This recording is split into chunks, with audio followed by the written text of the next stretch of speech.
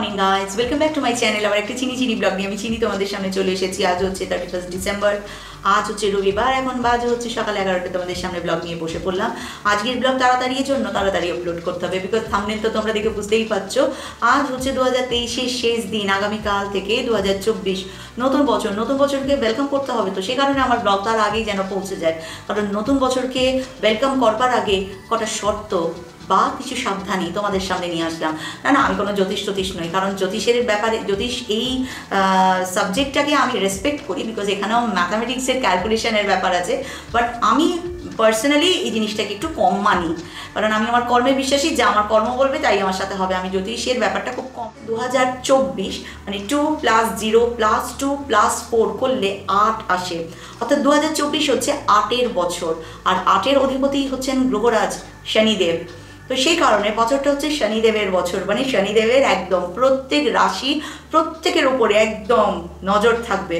সুতরাং আমাদের বলা কথা, আমাদের করা কর্ম, আমাদের চিন্তা ভাবনা, মানে ভিতরে আমরা নর্থক ভাবছি কিনা সামনের মানুষটা তো বুঝতে পারছে না, বাট শনিদেবের নজর যেহেতু আমাদের উপর থাকবে, যেহেতু তিনি ন্যায়াধীশ বা ন্যায়ের দেবতা, সে কারণে প্রতি মুহূর্তে আমাদের প্রতিটা কর্ম কিন্তু তুল্যমূল্য বিচার হবে এবং ইনস্ট্যান্ট ফল তোমরা সেই বছর পেয়ে যাবে।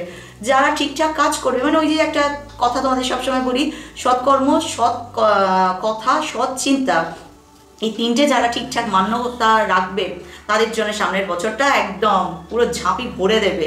কিন্তু যাদের একটু 19-20 হবে ইনস্ট্যান্ট ফল পেতে, কিন্তু শনিদেব কখনো দ্বিধা করেন না, কারণ শনিদেবের প্রকোপ থেকে কেউ বাঁচেনি, কেউ না।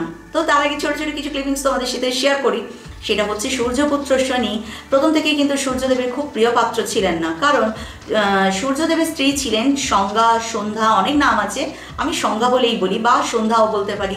তো ওনার স্ত্রী ছিলেন, তিনি সূর্যদেবের এই প্রচণ্ড তাপ বা ঊর্জা নিজে ধারণ করতে পারতেন না, যে কারণে তিনি ঠিক করলেন তিনি এক কঠোর তপস্যায় লীন হবেন। কিন্তু সেই সময় তিনি 2 সন্তানের মা, যম এবং যমুনা। তো তিনি নিজের ছায়াকে কায়াতে রূপান্তরিত করলেন এবং ছায়াকে বললেন তিনি যেন যতদিন তিনি তপস্যা করবেন ঠিক ততদিন ছায়া যেন যম আর যমুনার খেয়াল রাখে, কিন্তু শর্ত একটা, সূর্যদেবের কাছে যেন কখনো না যান। ছায়া তার নিজের কাজ খুব দায়িত্ব সহকারে করছিল, যম আর যমুনাকে অত্যন্ত স্নেহের সাথে দেখাশোনা করছিল। কিন্তু একদিন সূর্যদেবের যখন মনে হলো যে না, তাদের একটা একান্তের সময় কাটানো দরকার, তখন ছায়া কিছুতেই প্রতিরোধ করতে পারেনি সূর্যদেবের কঠোর নির্দেশকে, এবং তিনি যখন সূর্যদেবের নির্দেশ মান্য করেন, তার ফলস্বরূপ ছায়া গর্ভবতী হন এবং ছায়ার কোলে আসেন শনিদেব। সূর্যদেব শনিদেবের প্রথম দর্শন করার পর তিনি বলে দিয়েছিলেন এটা কখনই তার সন্তান হতে পারে না, কারণ তিনি ভীষণ উজ্জ্বল, প্রচণ্ড ঊর্জাবান, তার পুত্র এত নিকষ, কালো, শীতল কখনোই হতে পারে না। এই কথা শোনা মাত্র ছোট্ট শনির নজর তার বাবার দিকে পড়ে, যে কারণে সূর্যদেবের মধ্যে গ্রহণ লেগে যায়। এবং তখন কিছুতেই এই গ্রহণ লাগার ফলস্বরূপও বলতে পারো সূর্যদেব আরও রেগে যান, তিনি কিছুতেই শনিদেবকে ওই মহলে থাকতে দেবেন না। তখন ছায়া কি করে, তার নিজের পুত্রকে তিনি অন্য একটা জায়গায় রাখেন এবং যম আর যমুনার প্রতি দায়িত্বশীলভাবে সমস্ত কর্তব্য পালন।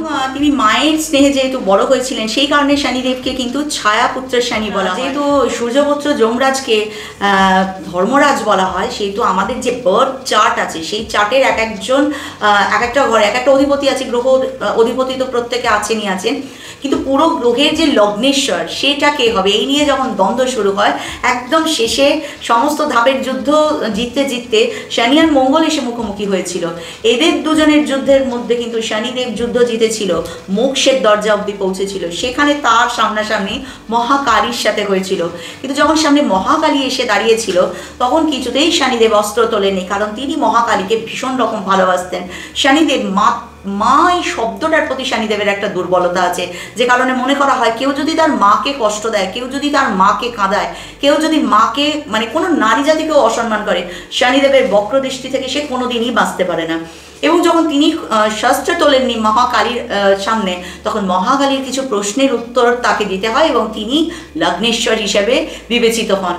এবং তিনি যে লগ্নেশ্বর হয়েছিলেন, এইখানে একটা গল্প আছে, কারণ শনিদেবের কথা আছে না, সেনাই, অর্থাৎ ধীরে ধীরে তিনি কাজ করেন, কারণ তার পা আঘাতপ্রাপ্ত, যমরাজের সাথে এক মারামারিতে তার পাটা একটু আঘাতপ্রাপ্ত হয়েছে, সেই জন্য তিনি যেহেতু খুঁড়িয়ে চলেন, ফলে ওনার মন্থর গতিতে ওনার চলাফেরা, এবং ওনার জন্য কেউ কিন্তু, কোনো দেবতাও কিন্তু ওনার বক্র দৃষ্টি থেকে বাঁচতে পারেনি।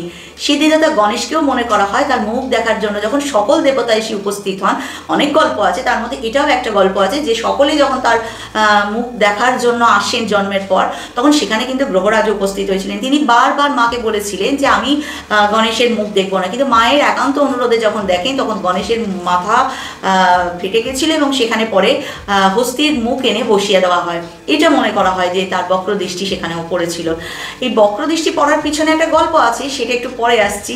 তার আগে একটা মজার কথা বলি তোমাদেরকে। সকল দেবতায় কেউ কিন্তু শনিদেবের এই বক্রদৃষ্টি থেকে বাঁচতে পারেনি। স্বয়ং দেবাদিদেব মহাদেবের দেবও নয়, মহাদেব আছেন কৈলাসে, আর নারদ গেছে মহাদেবকে বলতে শনিদেব আসছে আপনার সাথে দেখা করতে। মহাদেব তখন বললেন আমার দিকে কি শনি বক্রদৃষ্টি দেবে, তার আগে আমি এমন জায়গায় লুকিয়ে যাব যে শনি আমাকে খুঁজেই পাবে না। এই বলে তিনি জলে একদম অতলে একদম চলে যান, গিয়ে সেখানে বসে জপ মানে সমাধি নেন, তপস্যায় লীন হয়ে যান। 7.5 বছর পর তিনি বেরিয়ে আসেন। বেরিয়ে এসে তিনি ভীষণ হাসতে হাসতে হেলে দুলে কৈলাসে প্রবেশ করছেন। শনিদেবকে ডেকে বললেন, দেখো শনি, সবাইকে তো তুমি বক্রদৃষ্টি দাও, কিন্তু আমাকে দিতে পারলে না। তুমি আমাকে খুঁজেই বার করতে পারোনি যে আমি কোথায় ছিলাম, তাহলে তুমি বক্রদৃষ্টি দিলেই বা কেমন করে? শনিদেব হাসতে হাসতে বলেছিলেন, যেহেতু শনিদেব দেবাদিদেব মহাদেবকে তার আপন গুরু বলে মনে করতেন, তখন তিনি বলেছিলেন যে আপনার তো আমার বক্রদৃষ্টির জন্যই তো জলের তলায় 7.5 বছর কেটে গেল প্রভু। তার মানে দেখো, যার প্রকোপ থেকে কেউ বাঁচতে পারে না, তো তার প্রকোপ থেকে বাঁচার কি কোনো রাস্তা আছে? এখানে একটা মজার গল্প আছে। সেটা হচ্ছে একবার বজরংবলীর কাছে শনিদেব উপস্থিত হয়েছেন, যে তিনি গিয়ে বলেছেন তোমার 7.5 শুরু হবে, বলে আমি এখন তোমার দিকে তোমার নজর থাকবে। আমি তো তোমার এই যে 3 পার্টে যেটা হয় আর কি, প্রথমে মাথায়, তারপর উদরে, তারপর তো তার নিচে নামে আরও। তো সেই জন্য উনি প্রথমে মাথার উপর বসেন। তখন বজরংবলী বলেছিলেন যে দেখুন, আমি কিন্তু সব সময় আমার ইষ্টের জপ ভজন এই নিয়েই থাকি। আমার কার কোপে পড়লাম, কে আমার দিকে কোন দৃষ্টি দিল, এইটা কিন্তু আমার অতটা হেরফের করে না। তো আপনি কিন্তু বুঝে প্রভু বসবেন। তো মাথার উপরে ধরো গিয়ে বসেছেন শনিদেব, তখন রাম নাম করছেন, কিন্তু মাথায় বসেছে, মাথায় ভীষণ তখন যন্ত্রণা শুরু হয়ে গেছে, কিন্তু তার রাম নামের ভজনে তো তার বিঘ্ন ঘটছে। বজরংবলী করেছিলেন কি, অনেকগুলো পাথর মাথার উপর বসিয়ে দিয়েছিলেন। শনিদেব তখন তো একদম দিশাহীন অবস্থা, কখনো তিনি এদিকে উড়ে যাচ্ছেন, ওদিকে উড়ে যাচ্ছেন। শনিদেব দেখছে জীবন সংশয় হয়ে যাবার মতো, কখন কোথায় উড়ে পড়ে যাবেন শনিদেব বুঝতে পারেন না। তো তখন শনিদেব বলেছিলেন, হে বজরংবলী, তুমি আমাকে ছেড়ে দাও, তোমাকে 7.5 বা তোমাকে বক্রদৃষ্টি দেওয়ার ক্ষমতা আমার নেই। সেই কারণে মনে করা হয় যদি শনি 7.5 চলে, তোমরা যদি হনুমান চল্লিশা পাঠ করো বা বজরংবলীর মন্দিরে গিয়ে একটা করে দিয়া জ্বালিয়ে আসো, যারা বজরংবলীর ভক্ত তাদের দিকে শনিদেব কখনো বক্রদৃষ্টি দিতে পারে না, কারণ তাদের রক্ষা কবচ হচ্ছেন স্বয়ং বজরংবলী।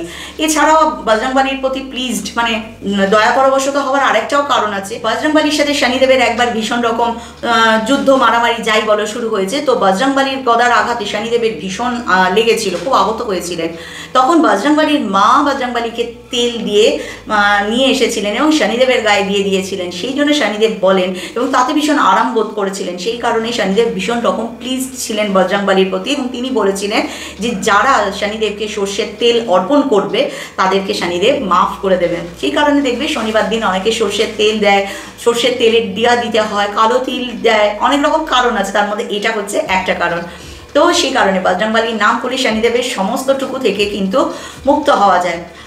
আর একটা হচ্ছে শনিদেবকে যখন তিনি জন্ম নিয়েছিলেন, ঠিক সেই সময় বিশ্বকর্মা আর একটা জিনিস সৃষ্টি করেছিলেন, সেটা হচ্ছে নীলা। শনি আমাদের প্রত্যেকের জানো তো একটা পজিটিভ আর একটা নেগেটিভ, দুটো ঈশ্বর সবসময় তৈরি করে। ঈশ্বর কখনো একটা ক্রিয়েশন করে না, দুটো করে, একটা পজিটিভ করে একটা নেগেটিভ করে। সেরকম শনিদেব যদি পজিটিভ ছিল তাহলে নেগেটিভ, কিন্তু নেগেটিভিটির মধ্যেও পজিটিভিটি ছিল, সেটা হচ্ছে নীলা। এই নীলা গঙ্গা এবং ইন্দ্রের নানা রকম কথায় প্রলোভিত হয়ে শনিদেবকে বারংবার আহত করতে থাকেন, কিন্তু শনিদেব বারংবার নীলাকে ক্ষমা করে দেন। নানা ঘটনার পর নীলা প্লিজড হয়ে শনিদেবকে বলেছিলেন, আজ থেকে আমি আপনার মুকুটের মধ্যে শোভা পাবো। কিন্তু নীলা সবাই সহ্য করতে পারে না, স্বয়ং শনিদেবও ওই নীলা একখানা নেওয়ার পর তার কিন্তু টলে যায়, টলমটল হয়ে যায়। সেই কারণে নীলা তখন দুভাগে ভাগ হয়েছে, একটা শনিদেবের মুকুটে থাকে, একটা শনিদেবের দণ্ডে থাকে। এই কারণে বলে নীলা ধারণ করলে নাকি শনিদেবের প্রকোপ থেকে খানিকটা মুক্ত হওয়া যায়, কারণ শনিদেব নীলা পড়লে শনিদেবের যে শক্তিটা, পজিটিভ শক্তিটা, সেটা নীলার মধ্যে আছে। কিন্তু নীলা ধারণ করলে অনেক নিয়ম আচারও আছে, আর নীলা সকলের সহ্য করার ক্ষমতা থাকে না। নীলা ভীষণ রকম পজিটিভিটির একটা ধারক বাহক যাই বলো না কেন। এটা তো নীলার গল্প গেল। এরপর বলি যে শনিদেবের চোখের দিকে বলে তাকাতে নেই, কারণ শনিদেবের চোখের দিকে তাকালেই সবাই বলে যে বক্র দৃষ্টি পড়ে যাবে, তোমার সারা জীবন একদম নষ্ট হয়ে যাবে। এটা কেন? কারণ শনিদেবের বিয়ে হয়েছিল দামিনী। দামিনী ছিল একজন গন্ধর্ব কন্যা, যিনি এত সুন্দরী ছিলেন যে কেউ তাকে বিয়ে করতে পারত, কিন্তু দামিনী শনিদেবকে বিয়ে করেছিলেন। এবং শনিদেবকে বিয়ে করার পর শনিদেব ভাবছিলেন এত সুন্দরী তার স্ত্রী হতে পারে, এটা ভেবেই তিনি একদম পুরো আনন্দিত। এবং তিনি ওই বিয়ের দিন রাত্রিবেলায় নববধূ যখন তার পাশে এসে দাঁড়িয়েছে, দামিনী যখন দাঁড়িয়ে আছে, তিনি তখন তার ইষ্ট মানে তার গুরু অর্থাৎ কিনা দেবাদিদেব মহাদেবকে এক মনে ডাকছিলেন এবং বলছিলেন, মহাদেব আপনার কাছে আমি চিরকৃতজ্ঞ যে আমাকে এত ভালো একজন স্ত্রী দিয়েছেন, এত সুন্দর একজন স্ত্রী দিয়েছেন, আমি তো ধন্য হয়ে গেছি। একদম একান্ত হয়ে দেবাদিদেবের ধ্যানে মগ্ন ছিলেন। এই সময় দামিনী এসে তাকে কয়েকবার ডাকে, কিন্তু যেহেতু তিনি তার গুরুর সাথে একাত্ম, তো তিনি সেই ডাক শুনতে পাননি। ফলে দামিনী ভীষণ রকম অসন্তুষ্ট হয়ে যান। তিনি ভাবেন এতটাই তাকে ইগনোর করছেন শনিদেব, এই ভেবে শনিদেবকে অভিশাপ দেন যে শনিদেবের চোখের দিকে যে তাকাবে, শনিদেবের কাছে যে যাবে, তার পুরো একদম বরবাদ হয়ে যাবে। এই কারণে শনিদেবের চোখের দিকে নাকি তাকায় না বলে। তো এটা যখন হওয়ার পর শনিদেব জানতে পেরে তিনি বলেন, আমি তো আমার ইষ্টর কাছে ধন্যবাদ দিচ্ছিলাম এত পরমা সুন্দরী একটা স্ত্রী আমাকে দেওয়ার জন্য। একথা শুনে দামিনী ভীষণ অনুশোচনা হয়। তিনি বলেন, হে ভগবান, আমি তো বুঝতেই পারিনি যে আপনি আমার জন্য দেবাদিদেবের কাছে এত ধন্যবাদ জ্ঞাপন করছেন। এবং দামিনী তখন বলেন, তখন শনিদেব বলেছিলেন, দামিনী তুমি চাইলে তুমি চলে যেতে পারো, কারণ তুমি তো বলেছো তোমার কাছে গেলে তোমার বরবাদী হবে। কিন্তু দামিনী বলেছিল, যখন ভুল বুঝে অভিশাপ আমি দিয়েছি তার দায়ভারও আমাকেই বহন করতে হবে, আমি আপনাকে ছেড়ে কোথাও যাব না। এবং দামিনী মা পার্বতী আর শিবের তপস্যায় লীন হন যাতে এই অভিশাপ তারা ফিরিয়ে নেন। দীর্ঘ তপস্যার পর দামিনী বলেন, যদি দেবাদিদেব মহাদেব আর মা পার্বতী ফিরিয়ে না নেন তাহলে তিনি প্রাণ দিয়ে দেবেন। এটা বলা মাত্র বা শোনা মাত্র দেবাদিদেব মহাদেব আর মা সেখানে উপস্থিত হয়ে দামিনীকে আশীর্বাদ করেন যে তিনি শনিদেবের কাছে যেতে পারবেন। আমি একটা জিনিস বুঝতে পারি না যে এই যে শনিদেবের দৃষ্টি, এগুলো তো সব আমরা পড়ি, পুরাণ কথা বলো বা যাই হোক বিভিন্ন কথা থেকে জানতে পারি।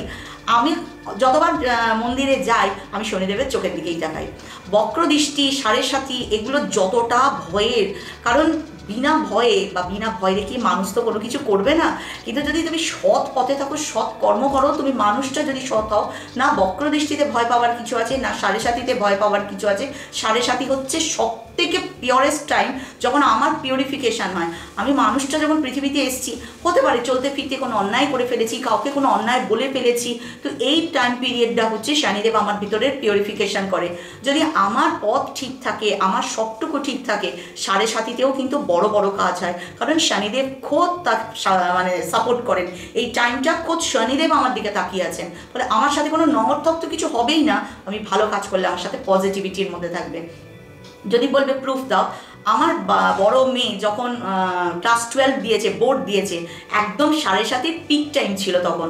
প্রত্যেকটা মানুষ ওর হাত দেখে, মানে আমি হাত দেখায় বিশ্বাসী নই, কিন্তু ওই যে কোথাও এক জায়গায় ও শুনে নিয়েছিল সাড়ে সাথীর মধ্যে, তো বিভিন্ন জায়গায় তখন আমি আর নাম করবো না, কোনো একটা টিভি চ্যানেলে হতো না, সেখানে ফোন করা এরকমও করেছে এবং সবাই ওকে বলেছিল এবছরটা স্কিপ দিয়ে দাও, কারণ এবছর তোমার জন্য খুব বাজে, তোমার সাথে ঘটনা ঘটবে এবং তোমার রেজাল্ট ভীষণ খারাপ হবে। প্রত্যেকে বলেছিল এবছর ওর পাস আউটের তো চান্স নেই, জয়েন্ট পয়েন্ট বাদই দাও। তো সবটুকু শোনার পর মেয়ে ভীষণ ভেঙে পড়েছিল। আমি তখন ওকে শুধু এই কথাটাই বলেছিলাম, কর্ম যদি ঠিক থাকে, মানুষটা যদি ঠিক হোস, তাহলে শুধু শনিদেব তোকে তোর কর্মফল দেবে না, শনিদেবকে আমার কর্মফলটুকুও তোকে দিতে হবে। এবং বললে বিশ্বাস করবে না, মেয়ে আমার ভালোভাবে 12 পাস আউট হয়েছে, মেয়ে আমার জয়েন্ট এন্ট্রেন্সে র্যাঙ্ক করে এই শনির সাড়ে সাথীতেই কিন্তু ইঞ্জিনিয়ারিং কলেজে ভর্তি হয়েছে। সুতরাং তোমাকে একদম সৎ পথ, সৎকর্ম, সৎ চিন্তা, শনিদেব এইটাই শুধু চান, আর কিচ্ছু চান না। না মানুষের ক্ষতি করবে, না মানুষের অমঙ্গল করার চেষ্টা করবে, না মানুষের জন্য কোনো খারাপ চিন্তা করবে, না মুখ থেকে কোনো কুবচন থাকবে, না কোনো বাজে কর্মে লিপ্ত হবে। এগুলো করলেই সাড়ে সাথীতে তোমার জন্য বিরাট কিছু রেডি আছে, আর এগুলো না করলে সাড়ে সাথীতেই তোমার জন্য পিকটা রেডি আছে। আমি আমার লাইফে প্রচুর আপস অ্যান্ড ডাউনস দেখেছি, মানে আপস অ্যান্ড ডাউনস বলতে পুরো জিগজ্যাগ ফর্ম, মানে বড় বড় ঢেউ নয়, একদম উঠলাম নামলাম এই গেছে আমার লাইফটা। তো যে দুজনের জন্য আমি আজকে চিনি এত দূর আছি, সেটা ওয়ান অ্যান্ড অনলি আমার মা তো বটেই, আর দ্বিতীয় শনিদেবের আশীর্বাদ। বিশ্বাস করো, শুধু রাস্তার আমার উদ্দেশ্য, আমার চিন্তা ভাবনা, আমার কর্ম এইটুকু ঠিক ছিল বলেই বোধহয় উনি আমাকে এত দূর বাঁচিয়ে এখনো রেখেছেন, পড়তে দেননি আর মরতে দেননি। সে কারণে আমার ওনার প্রতি এক অটুট আস্থা, অটুট বিশ্বাস। এই জন্য ভয় পাওয়ার ওনাকে কিছু নেই, আর ভয় না পেলে তো কাজ হয় না। তাই জন্যই শনিদেব একটুখানি আর কি, সবাই আমরা শনিদেব নামে ভয় পাই, গ্রহরাজ নামেই প্রচণ্ড ভয় পাই, কিন্তু নিজেদের কর্মের প্রতি যদি সংযম আনতে পারি তাহলে ভয়ের কোনো জায়গা নেই। সে কারণে সামনের বছরটা 8-এর বছর। কে কি বললো না বললো মাথা থেকে ফেলো, শুধু একটা জিনিস মাথার মধ্যে রেখে দাও, এই বছরে না কারুর অনিষ্ট করার চিন্তা করবে, এই বছরে না কোনো বাজে কথা কাউকে বলে আঘাত দেবে, এই বছরে তুমি ভাববে তুমি কারুর জন্য কোনো নেগেটিভ থটস বা নেগেটিভ কর্ম তোমার এখানে অবধি রেখেছো, কেউ টেরই মনে হয় পাচ্ছে না। কিন্তু এই বছর যেহেতু শনিদেবের বছর, তাই শনিদেব কিন্তু এখানটা পড়তে পারে, এক্সরে মেশিন তো সব দেখতে পায়। তুমি ভাবনাটা তোমার মধ্যে আনা মাত্রই তোমার বিচার শুরু হয়ে যাবে। হয়তো তোমার মনে হবে এই বাবা শুনে এই 2024 আমার জন্য ভীষণ খারাপ, অনেকে অনেক রকম প্রেডিকশন করেছিল কিন্তু আমার তো কই হলো না, কেন আমার সাথে এত খারাপ হচ্ছে? খারাপ হওয়ার পিছনের মূল কারণ কিন্তু এটাই। কথা বলবে, হতে পারে তোমার সামনে যে মানুষটা আসছে তার তোমার তাকে ভালো লাগে না, বা সে তোমার জন্য মঙ্গলদায়ক নয়। একটাই কাজ, জাস্ট সরে যাও সেখান থেকে, সামনের বছরটার জন্য সরে যাও সেখান থেকে। ইগনোর না বলিনি, অ্যালুপ থাকার চেষ্টা করো, থেকেও নেই যে এরকম থাকার চেষ্টা করো। সে তোমার সাথে যা করছে তার বিচার যেমন তিনি করবেন, তুমি তার বিচার তো করো না। ন্যায় বিচারের ভার তো ন্যায়াধীশ শনিদেবের হাতে আছে, সেই জন্য তুমি সেখান থেকে সরে যাও, মুখটা রাখো বন্ধ, শুধু চোখ দিয়ে শুধু দেখে। সিচুয়েশন টাফ আসতে পারে, কিন্তু কেউ নিজেরা যেন কোনো বিচারের দণ্ড নিজেদের হাতে তুলে নিও না। তোমাকে যেমন তিনি রক্ষা করবেন, তোমার যেমন গায়ে আঁচড় আসতে দেবেন না, তেমনি যারা করবে তাদের বিচারের ভারও তিনি নেবেন। কারণ সূর্যপুত্র দুজন, শনি আর যম। যম হচ্ছেন মৃত্যুর পরে গিয়ে তিনি কিন্তু বিচার করেন মানুষের, সেটা মৃত্যুর পরে আত্মার বিচার করতে থাকেন তিনি। আর শনিদেব হচ্ছেন তিনি যিনি জীবিতকালেই তোমার ন্যায় বিচার করে দেবেন, এখানেই তোমার বিচার বসবে। সেই বিচার সভায় কিন্তু সকলে উপস্থিত থাকবে। 2024 হচ্ছে সেই কোর্ট বসতে চলেছে, যে কোর্টে জাজ, লয়ার, মুহুরি যে যেখানে আছে কেউ টেবিলের নিচে কিছু খায় না।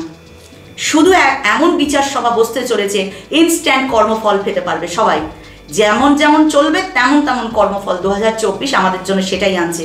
তাই প্রত্যেকের কাছে বিনীত অনুরোধ, 2024 খুব সাবধানে পদক্ষেপ ফেলবে। আবার রিপিট করছি, না কাউকে কাঁদাবে, না কাউকে আঘাত করবে, না কাউকে দুঃখ দেবে, না কারোর জন্য খারাপটুকুও মনের মধ্যে আনবে। মুখ থেকে খারাপ কথা যেন না বলে, তোমার বলা কথায় যেন কারোর চোখের জলটা। হনুমান চালিসা পাঠ করতে কেউ ভুলবে না। আর হচ্ছে শনিদেবের যে মন্ত্র আছে, যদি পারো শনিদেবের মন্ত্রটা প্রত্যেকে পাঠ করবে, চেষ্টা করবো ডেসক্রিপশন বক্সে দিয়ে দিতে, আদারওয়াইজ আমি একবার বলে ব্লগটা শেষ করব। নীলাঞ্জনা সমাভাসং রবিপুত্র যমরাজন ছায়া মার্তণ্ড সম্ভূতং তং নমামি শনিশ্চরম। এই মন্ত্রটা 108 মালা জপ করতে পারো, 18 বার জপ করতে পারো, 51 বার জপ করতে পারো, 108 বার জপ করতে পারো। হনুমান চল্লিশা অতি অবশ্যই পাঠ করবে, হনুমানের যে বজরং বাণ যেটা আছে ওটা পাঠ করবে। আর হচ্ছে হনুমান ভীষণ সন্তুষ্ট হন যদি বাড়িতে না রামায়ণ পাঠ হয়। তো পূর্ণ রামায়ণ পাঠ তো সম্ভব নয়, গৃহীর ঘরের মধ্যে সুন্দরকাণ্ড পাঠ করাটা ভীষণ ভালো, তাতে ঘরের যত নেগেটিভিটি নষ্ট হয়ে যায়, ঘর মঙ্গলময় থাকে। সদা সর্বদা শ্রীরামের কৃপা সেখানে থাকে, আর রাম কৃপা থাকা মানে বজরংবলীর কৃপা সেখানে মানে থাকবেই থাকবে বলতে পারো। তো সেটা থাকবে, দুর্গা চালিসা পাঠ করবে। তো এগুলো যদি করো, বাড়িতে পূজা আর্চা করবে, আধ্যাত্মিকতার দিকে একটু মনটা দেবে। আধ্যাত্মিকতা বলতে চাইছি ঈশ্বরের কথাবার্তা একটু চিন্তা করবে, পজিটিভ কাজ করবে, কর্ম সর্বদা পজিটিভ করবে। ঈশ্বরের নাম জপো আর না জপো, কর্মটা যেন বাপু পজিটিভ করো, মনের মধ্যে কোনো কিছু খারাপ রেখো না, তাহলেই 2024 তোমাদের জন্য ফুলে ফেপে ঢোল হয়ে যাবে। অন্যথা ওই যে শনিদেবের কথা, মার্ক पर आ जाओ अन्यथा मुझे तुम्हें मार्ग पर लाना पड़ेगा, সেটাই। তো শনিদেবের বছর প্রত্যেকের জন্য ভীষণ রকম আনন্দদায়ক হোক, উন্নতি সমৃদ্ধিতে প্রত্যেকে ভরে ওঠো। সৎকর্ম, সৎচিন্তা, সৎবাক্য সবসময় তোমাদের মধ্যে থাক, তোমাদের ভিতরে পজিটিভ ঊর্জাটা জাগ্রত হোক। শনিদেবের কথা চিন্তা করে নেগেটিভিটি ভাবনা চিন্তাগুলো মাথা থেকে সকলের বেরিয়ে যাক, চারিদিকটা পুরো পজিটিভ হয়ে যাক। চলো আজকের ব্লগ এখানে শেষ করি। আশা করি তোমরা সবাই খুব খুব খুব ভালো আছে, সুস্থ আছে, সাবধানে আছো, একটা চড়া স্মাইল নিয়েছে যে চিনি তোমাদেরকে দেয়, তোমরা সকলের মাঝখানে ছড়িয়ে দাও। আর নিজের খেয়াল রাখছো, নিজের বাবা মায়ের খেয়াল রাখছো, নিজের ফ্যামিলির খেয়াল রাখছো, নিজের বাড়ির পুচকুগুলোর খেয়াল তো অতি অবশ্যই রাখছো। বছরের শেষ দিন সবাই ভীষণ ভালো থাকো, আনন্দ করে কাটাও। আর আমার আগামী বছরের জন্য 2024-এর জন্য সকলকে বলা থাকলো হ্যাপি নিউ ইয়ার। সবাই ভীষণ ভীষণ ভালো থাকো, সুখে থাকো, আনন্দে থাকো, ঈশ্বরের কৃপায় তোমাদের মঙ্গল হোক। ভাই ভাই আবার অন্য একটা ব্লগ নিয়ে তোমাদের সামনে চলে আসবো। আজকের ব্লগ এখানেই শেষ করি। জয় মাতা দি, জয় শনিদেব। আর